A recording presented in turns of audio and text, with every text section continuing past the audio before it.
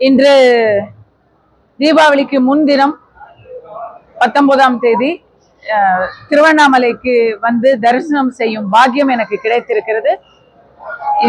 நல்ல நல்ல தரிசனம் கிடைச்சது. அதுக்கு நான் கோயில் நிர்வாகத்தினருக்கும் தலைமை குருக்களுக்கும் என்னுடைய நன்றிகளை தெரிவித்துக்கிறேன். இப்போ வந்து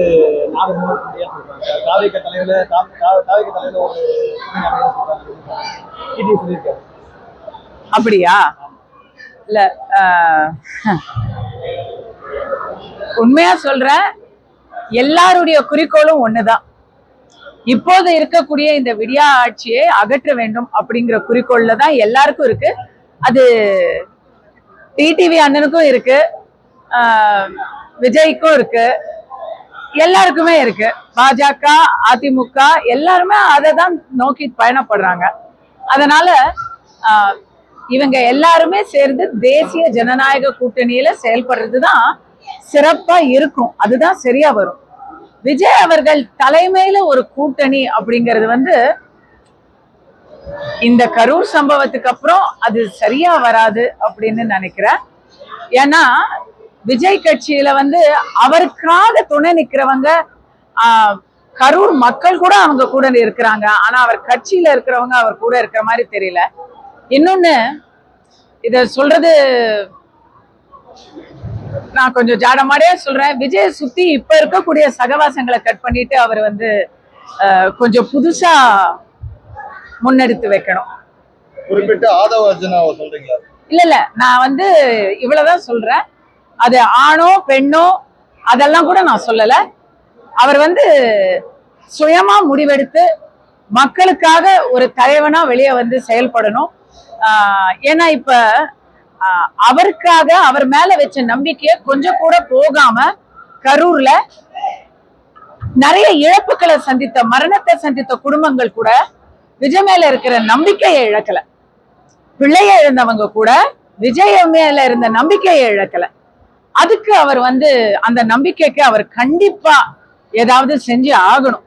இப்படி வீட்டுக்குள்ளேயே முடங்கி இருக்கிறது எதனால அப்படிங்கிறதுக்கு 4 விதமா, இன்னும் 4000 விதமா பேச ஆரம்பிச்சுட்டாங்க.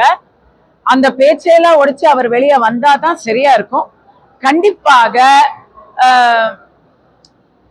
ஆந்திராவின் உதாரணத்தை எடுத்துக்கொண்டு, பவன் கல்யாணுடைய முன்னுதாரணத்தை எடுத்துக்கொண்டு, அவர் மாற்றத்துக்காக ஒரு படை வீரராக, படை தளபதியாக, தளபதி விஜய் அவர் மாற்றத்துக்கான தளபதியாக செயல்பட வேண்டுமே தவிர அவரே வந்து தலைவராகணும் அப்படின்னு இந்த சமயத்துல அதை விட மாற்றத்துக்கு அவர் உறுதுணையா இருக்கிறது சிறப்பா இருக்கும். டிடிவி தினகரன் வந்து 2026 தேர்தல்ல அதிமுக தாவேகாவுடன் கூட்டணி வச்சுட்டு பாஜகவை கைட்டு விட்டுடும் சொல்லிட்டு ஒரு செய்தியாளர் சந்திப்பு சொல்லியிருக்காங்க. இல்ல, இத பத்திலாம் நான் எதுவுமே நினைக்கல. இத பத்தி யாருமே எதுவும் நினைக்கிறதுக்கே வந்து சரியான டாபிக்கே கிடையாது. தினகரன் அவர்கள் தேசிய ஜனநாயக கூட்டணியில பல வருடமாக பயணித்தவர். இப்ப அவங்களுக்குள்ள இருக்கக்கூடிய அது வந்து பாஜகவுடன் இருக்கக்கூடிய ஒரு முறிவு இல்லை. அவருக்கு இபிஎஸ் அவர்களோட தான் ஒரு கருத்து வேறுபாடு உள்ளது. அதையெல்லாம் வந்து சுமூகமாக ஒரு தீர்வு கண்டு சரியான வலுவான கூட்டணியுடன் தேசிய ஜனநாயக கூட்டணி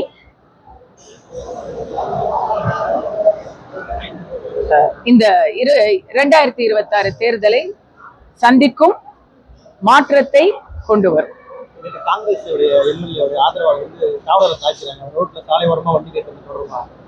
எம்எல்ஏ ராஜ்குமார் அவர்கள் ரோட்ல இருக்கக்கூடாத இடத்துல காரை வச்சுட்டாரு.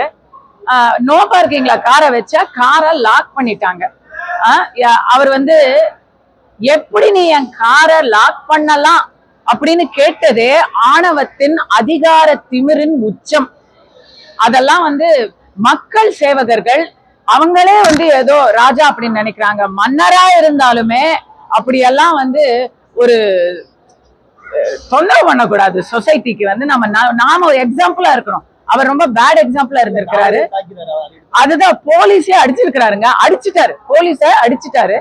அது வந்து என்ன சொல்றதுங்க, வக்கீல அடிக்கிறாரு ஒருத்தர், போலீஸ் அடிக்கிறாரு இன்னொருத்தர், அவங்க தரப்பினர். இதெல்லாம் வந்து நாட்டுக்கு நல்லதே கிடையாது. இந்த மாதிரி செய்யலாங்கிற தைரியத்தை அவங்களுக்கு கொடுத்தது ஒரு மன்னராட்சி. அந்த மன்னராட்சி குடும்ப ஆட்சி அகன்றாதான் இது போன்ற ஏன்னாங்க இப்ப என்னன்னா இந்த அதிகார திமிரும் ஆணவமும் அகங்காரமும் மேலேந்து கீழே வரைக்கும் அப்படி குறையோடி போயிருக்கு. கம்ப்ளீட்டா இந்த ஆட்சி அகற்றுனாதான் விடியும் தமிழ்நாட்டுக்கு. இதை ஒத்துக்கவே முடியாது. வன்மையாக கண்டிக்கிறேன். ஒரு காவலரை மக்களுக்காக, அதுவும் நேர்மையான ஒரு காவல் அதிகாரியை இப்படி வந்து பட்டப்பகல் அடிக்கிறதெல்லாம் வந்து காவல்துறையே இதை வந்து கண்ணும் காணாதபடியெல்லாம் போகாம சரியான ஒரு நடவடிக்கை எடுக்கணும்.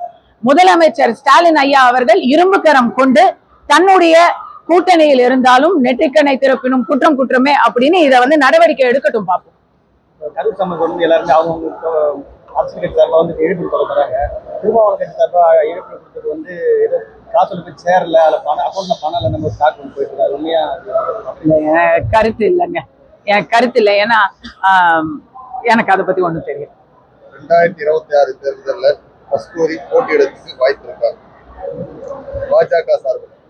ஐயா, ஜனநாயக நாட்டுல யாரும் தேர்தலை சந்திக்கலாம், மக்களை சந்திக்கலாம். நான் வந்து கட்சியில பதவிக்காகவோ சீட்டுக்காகவோ எம்எல்ஏ ஜெயிக்கணும் அப்படின்ட்டு அப்படிலாம் நான் எதுவுமே அந்த மாதிரி ஒரு குறிக்கோளோட நான் வரல. அப்படிலாம் வந்திருந்தா நான் எப்போ வந்திருப்பேன். நான் வந்து உண்மையாக உழைக்கணும். எனக்கு என்னெல்லாம் வந்து எதிர்ப்புகள் வந்தது அப்படின்னு நீங்களாம் உங்களுக்கெல்லாம் தெரியும். அதை தாண்டி உண்மையா உழைக்கணும். இனி இப்படி யாருக்கும் நடக்கக்கூடாது, எனக்கு நேர்ந்தது யாருக்கும் நடக்கக்கூடாது. பேச்சு சுதந்திரத்தை பாதுகாக்கணும், பெண்களுடைய பாதுகாப்புக்கு முன்னால நின்று போராடணும் போன்ற விஷயங்களுக்காக தான் நான் வந்து நேரடி அரசியலுக்கு வந்திருக்கிறேங்க. இதுல வந்து கட்சி என்னை எது செய்ய சொன்னாலும் நான் என்னுடைய உழைப்பை 100% கொடுப்பேன்.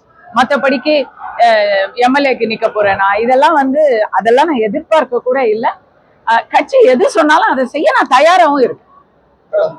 கடந்த சட்டசபை கூட்டத்துல வந்து எதிர்கட்சி தலைவர் சொல்லியிருக்காரு, லைவ வந்து கட் பண்ணிருக்காங்க பயந்தாங்கொள்ளித்தனம்னு பாக்குறாங்க. மக்களுக்கு வந்து திமுகவுடைய பிரச்சனைகளை வந்து துகிலெடுத்து காட்டும் நேரத்தில் நீங்க வந்து கேமராவை கட் பண்ணிட்டீங்க அப்படின்னு சொன்னா இருட்டுக்குள்ள ஒளிஞ்சுக்கிட்டு நீங்க உங்களுடைய மண்டவாளத்தை வெளியே தெரியாம பாதுகாக்க முயற்சி பண்றீங்க. ஆனா மக்களுக்கு உண்மை தெரிஞ்சுக்கிட்டே தான் இருக்கு. அதை யாராலும் மறைக்க முடியாது. பூனை கண்ணை மூடிக்கிட்டா உலகம் இருளாது. தீபாவளிலாம் பெரிய பெரிய ஆக்டிவ் படம் தான் ரிலீஸ் ஆகும். இப்போ வந்து சின்ன சின்ன படம், ஆனால் அது வந்து எல்லாமே தமிழ் பேரே இல்லை, பைசான் நிறைய ஒரு மாதிரி ஆங்கிலத்துக்குனால தமிழ் படம் வருது. நீங்க தம்பி, நீங்க இந்த கேள்வியை கேட்டதுக்கே நான் உங்களை ரொம்ப பாராட்டுறேன். நீங்க பாத்தீங்கன்னா கூடிய அளவுக்கு நான் ஆங்கிலம் கலக்காம தான் தமிழ் பேசணும் அப்படிங்கிற முயற்சியில தான் எப்பவுமே இருப்பேன். இந்த வாட்டி 3 படங்களுமே வந்து நீங்க சொன்ன மாதிரி தமிழ் பேரே இல்லை. ஐயா கலைஞர் இருந்த போது தமிழ் குடிமகனார் அவர் தான் வந்து சபாநாயகரா இருந்தாரு. அப்போ வந்து மிரட்டி தமிழ் பேர் தான் வைக்கணும் அப்படிலாம் சொல்லாம தமிழ் பெயர் வைத்தால் உங்களுக்கு வந்து வரி விலக்கு உண்டு அப்படின்னு சொல்லி தமிழ் பெயர்களை வந்து ஊக்குவிச்சாங்க. அதுக்கப்புறம் பாத்தீங்கன்னா அன்பார்ச்சுனேட்லி, இது இங்கிலீஷ்ல தான், அன்பார்ச்சுனேட்லி சன் பிக்சர்ஸ், ரெட் ஜெயண்ட் இதெல்லாமே இங்கிலீஷா இருக்கு. அவங்க வந்து தமிழ் பெயர் வைங்க அப்படின்னு சொன்னா எல்லாரும் வந்து கேள்வி கேட்பாங்கிறதுனால அது அப்படியே போயிருச்சுங்க. அந்த மாதிரி ஏதாவது ஒரு ஊக்க முன்னெடுப்பை இப்ப எடுத்து வச்சா கூட நல்லா இருக்கும். நான் தமிழ் பெயர்களை வச்சா ஒருத்தங்க சொல்லியிருக்கிறாங்க, சமூகத்துக்கு வந்து மிகப்பெரிய புரட்சி கருத்துக்களை. ஆல் தி பெஸ்ட், வாழ்த்துக்கள். திருமணம் செஞ்சுட்டு போய்கிட்டு நீங்க பாத்தீங்கன்னா சமூகத்துல வந்து மிகப்பெரிய புரட்சி கருத்துக்களை எல்லாம் சொல்லணும், சீர்திருத்த கருத்துக்களை எல்லாம் வந்து நம்ம பரிமாறிக்கணும் அப்படின்னு நினைக்கக்கூடியவர்கள் கூட திராவிட இயக்க பாரம்பரியத்திலேருந்து வந்தவங்களுடைய தயாரிப்புல கூட காலமாடன் அப்படிங்கிற ஒரு அழகான தமிழ் பரம்பரை பெயர், அது தமிழ் வாழ்வியலோட சம்பந்தப்பட்ட ஒரு அருமையான ஒரு பெயர். அதை எடுத்துட்டு எல்லா லாங்குவேஜுக்கும் தெரியணும், எல்லாம் பேன் இந்தியாவா இதுக்கு வந்து ஒரு வரவேற்பு வரணும் அப்படிங்கிறதுக்காக பைசன்னு வைக்க சொன்னாங்க அப்படின்னு மாரி செல்வராஜ் அவர்கள் வருத்தப்பட்டிருக்கிறார். கந்தாரா அப்படிங்கிற பேரு துளு மொழியை சேர்ந்த ஒரு பெயர், அது கன்னடம் கூட இல்ல, துளு மொழியை சேர்ந்த பெயர். அந்த கந்தாராங்கிற பேர் இன்னைக்கு பட்டி தொட்டி எல்லாம் பிரபலம், இந்த ஹாலிவுட் வரைக்கும் பேசிக்கிட்டு இருக்கு. பாகுபலி அப்படிங்கிறது வந்து உலகம் முழுக்க தெரிந்த ஒரு பெயர். ஆவேசம், பைங்கிளி அப்படின்னு மலையாளத்துல பேர் வச்சிட்டு இருக்காங்க. அவங்களையெல்லாம் நம்ம கொண்டாடிக்கிட்டு தான் இருக்கோம். அப்போ காளமாடன் அப்படிங்கிற பேரோ இல்ல டியூடுக்கு பதிலா ஒரு வேற ஏதாவது ஒரு கெத்து அப்படிங்கிற ஒரு பேரோ ஏதோ ஒரு பேர் வச்சா அது வந்து நம்முடைய ஜென்ஜிக்கு அதெல்லாம் பிடிக்காதுன்னு நினைக்கிறீங்களா? அது வந்து ரொம்ப தவறான ஒரு கண்ணோட்டம். எனக்கும் ஒரு ஜென்ஜி பொண்ணு இருக்குது, அந்த பொண்ணுக்கு டீனேஜ் தான். தமிழ் பெயர்களை வந்து வெளிநாட்டுல வந்து அவங்க வரவேற்கிறாங்க. இந்தி பேரெல்லாம் வந்து இந்தியில தான் வைக்கிறாங்க. நாம தான் வந்து மாடர்னா இருக்கணும், இளைஞர்களுக்கு இதுதான் பிடிக்கும் அப்படின்னாலாம் சொல்லி நிறைய தவறுகள் செஞ்சுட்டு இருக்கோம். அதுல தமிழை மறக்கிறது ஒரு முக்கியமான தவறு. அதனாலதான் இன்னைக்கு தொலைக்காட்சி நிகழ்ச்சியில பெண்கள்லாம் வந்து ஆபாசமாக தங்களை சித்தரிக்கிறதெல்லாம் வந்து டிவியில காமிச்சுக்கிட்டு இருக்காங்க. குடும்பத்தோட பார்த்து பயந்துகிட்டு இருக்கோம் நாம. அதெல்லாம் வந்து கலாச்சார சீர்கேடு தான். ஒரு தமிழ பேர் கூட வைக்க முடியலன்னா அப்புறம் எதுக்கு தமிழ் படம் எடுத்து தமிழ்ல கல்லா கட்டுறீங்க? ஜென்சிக்கு இதெல்லாம் பிடிக்காதுன்னு யாரு சொன்னா? இங்க வந்து இன்னைக்கு திருவண்ணாமலை கோயில்ல வந்து பாருங்க, எத்தனை பேரு டீனேஜர்ஸ், எத்தனை இளைஞர்களும் யுவதிகளும் இங்க வந்து பயபக்தியோட சாமி கும்பிட்டுக்கிட்டு இருக்காங்க. இங்க வந்து பாருங்க, தமிழ் கலாச்சாரம் நன்றாக இருக்கிறது. அதை சினிமா உலகத்தினர் புரிந்து கொள்ள வேண்டும். தீபாவளிக்கு வந்து தென் மாவட்டம் நிறைய பேருந்து போகுது, ஆனா பேருந்து குறைவாக உள்ளதாகவும் 3 மணி நேரம் தாமதமா வந்ததாக குற்றச்சாட்டு. அதாவதுங்க, இதுக்கு காரணம் வந்து மொஃபசல் பஸ் கிடையாது. நமக்கு வந்து கிராமத்துக்கு போறதே வந்து 7 கடல் 7 மலை தாண்டி போற அளவுக்கு ஒரு சவாலான ஒரு விஷயமா இருக்கு. தீபாவளியில வந்து நிறைய ஒரு ரஷ் இருக்கும் பொழுது கண்டிப்பாக தாமதங்கள் வந்து இருக்கத்தான் செய்யும். அதுக்கு வந்து நம்ம ஒரே மட்டும் அதுக்கும் எல்லாத்தையும் வந்து நம்ம குறை சொல்ல முடியாது. என்னை பொறுத்த வரைக்கும் பேருந்துகள், போக்குவரத்து இலாகாவினர் தங்களால் முடிந்தவரை அவங்களுடைய பணியை வந்து டெடிகேட்டா பண்றாங்கன்னு தான் நான் நினைக்கிறேன்.